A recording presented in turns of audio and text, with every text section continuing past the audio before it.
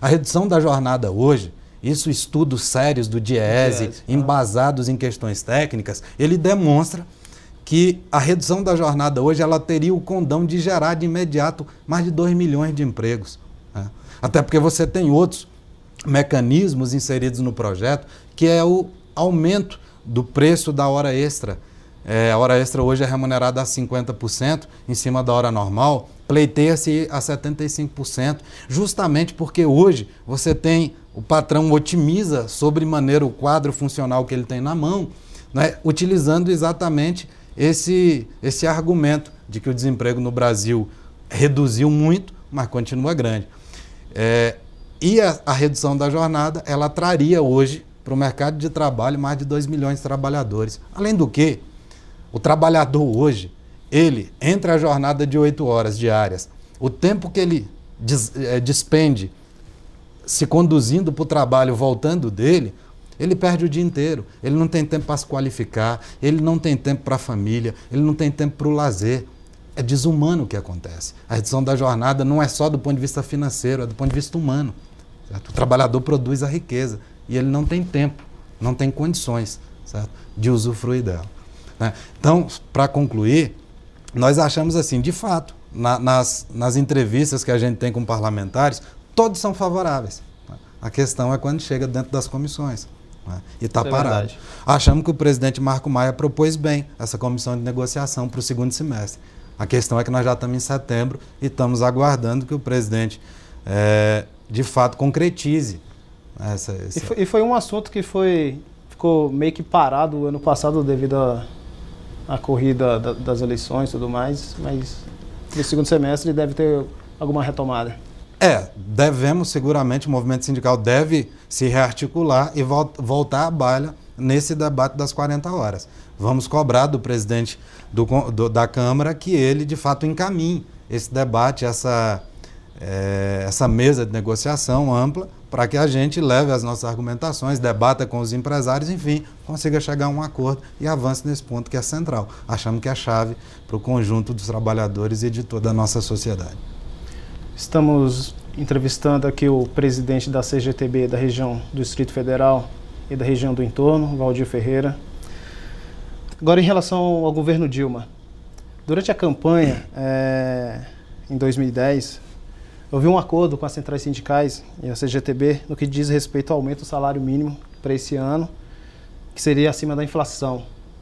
E esse valor ficou em 545, o que não foi o acordado. E recentemente o governo apresentou proposta para que em 2010 o mínimo seja de aproximadamente R$620. Ficou alguma chateação por parte das centrais sindicais relacionada ao valor que foi estipulado de R$545? Esse é um tema interessante, Roberto. Quando a gente, na primeira marcha, aliás, na segunda marcha das centrais, levamos ainda à época o presidente Lula, que a gente queria que o reajuste do salário mínimo, que é uma ferramenta poderosa de distribuição de renda, tivesse um critério claro de reajuste. Saímos de lá com o seguinte acordo: o salário mínimo seria reajustado considerando-se o IPCA, né, o índice inflacionário, mais o crescimento do produto interno bruto, toda a riqueza produzida no nosso país.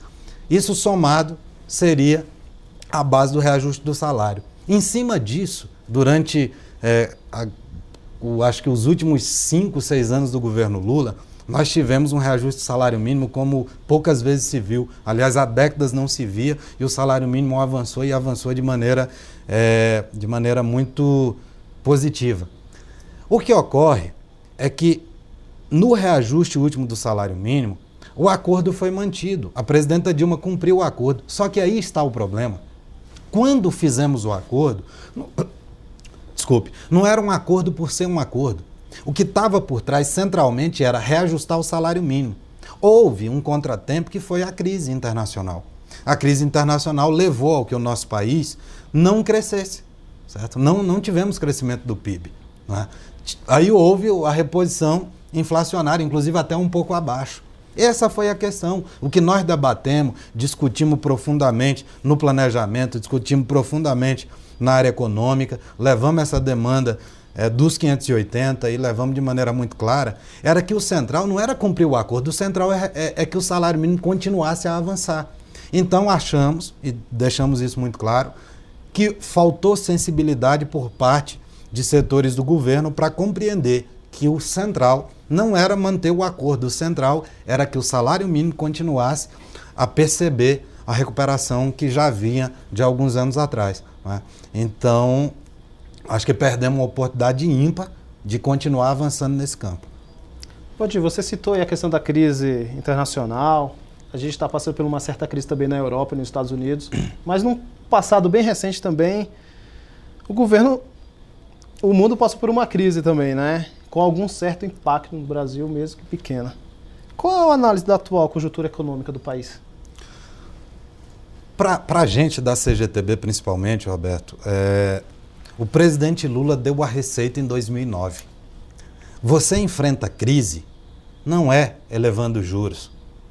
Você enfrenta crise justamente valorizando o salário mínimo, disponibilizando o crédito, investindo centralmente no mercado interno. O Brasil tem uma economia pujante, tem um povo guerreiro, batalhador que produz. Nós temos como crescer de dentro para fora.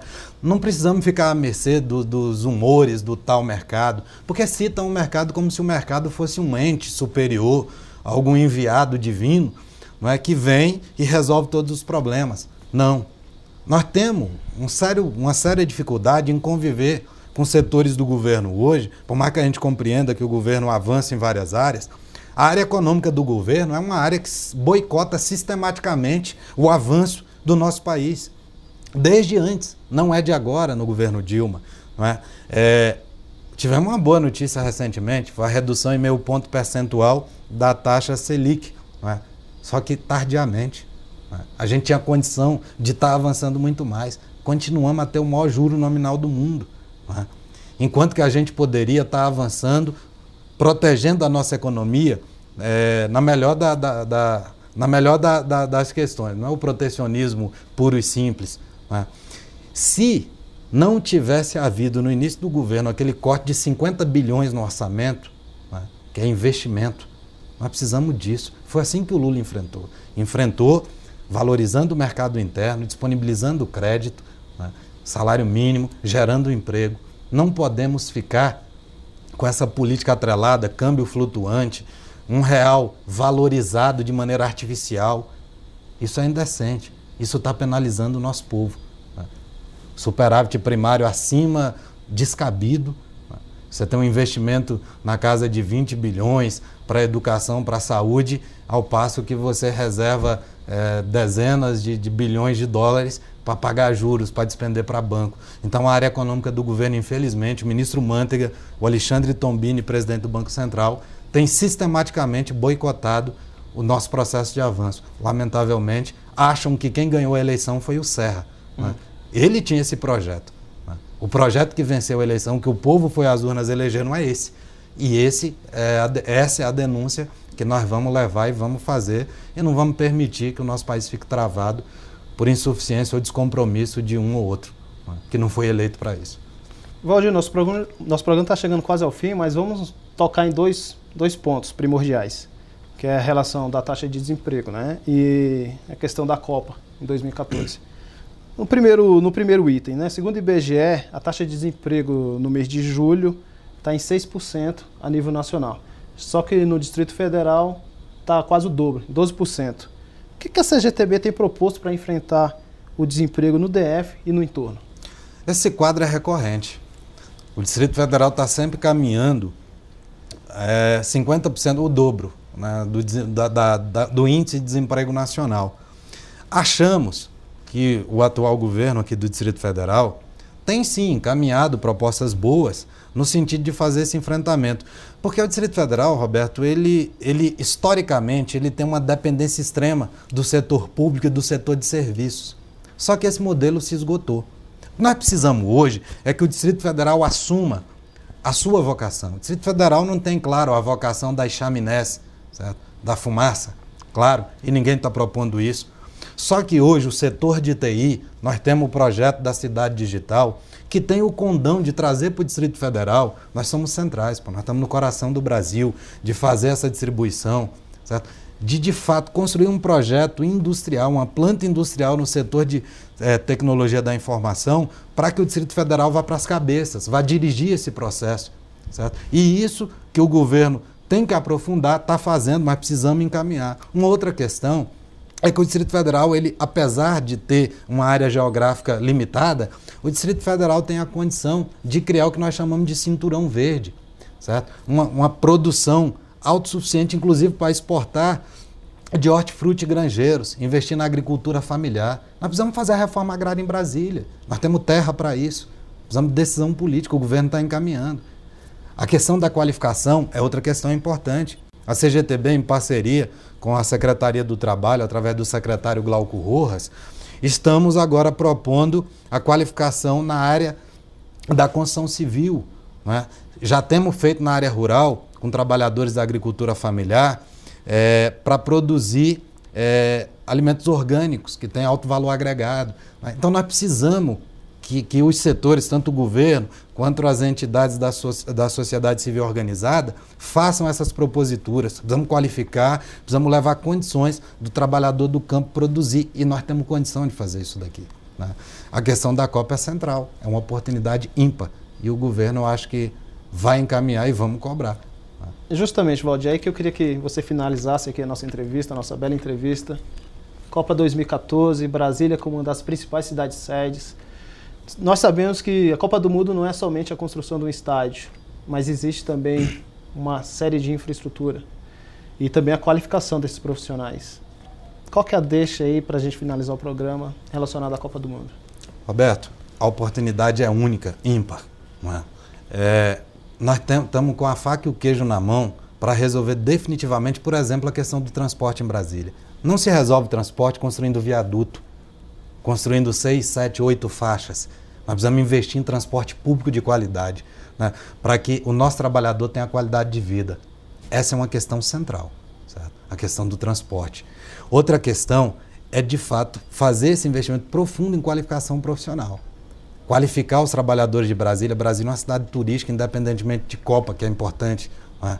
Para que a gente tenha uma estrutura hoteleira, uma estrutura de transporte, certo? Para que a nossa vocação também turística seja acentuada, aprofundada. E a Copa do Mundo é um momento excepcional, né? Para que o conjunto da nossa sociedade, tanto o governo quanto a iniciativa privada, invista de maneira pesada e a gente saia com um legado histórico dessa Copa do Mundo de 2014, que eu tenho certeza que vai ser um sucesso. Bom, hoje o programa Brasília de Frente recebeu o presidente da Central Geral dos Trabalhadores do Brasil, aqui na região de Brasília e do entorno, Valdir Ferreira. Valdir, muito obrigado pela sua presença, foi um prazer enorme. Roberto, muito obrigado a você, muito obrigado à produção do Brasília de Frente, a todos os amigos aqui da TV Comunitária. Queria só de passagem, Roberto, parabenizar um companheiro especial pela luta que ele encaminha em defesa da democratização dos meios de comunicação. Companheiro Beto Almeida, parabéns, essa é uma luta que tem de ser de toda a sociedade e ter um espaço como esse aqui é central. Parabéns a você, parabéns a todos os companheiros aqui, em nome de toda a CGTB, dos meus diretores, obrigado por esse espaço. Obrigado. Para você que quer mandar sua sugestão, sua crítica, mande para o e-mail bsbdefrente@gmail.com. Para você que quer acompanhar esta e outras entrevistas, acesse o nosso site, que é o www.bsbdefrente.com.br. Até a próxima.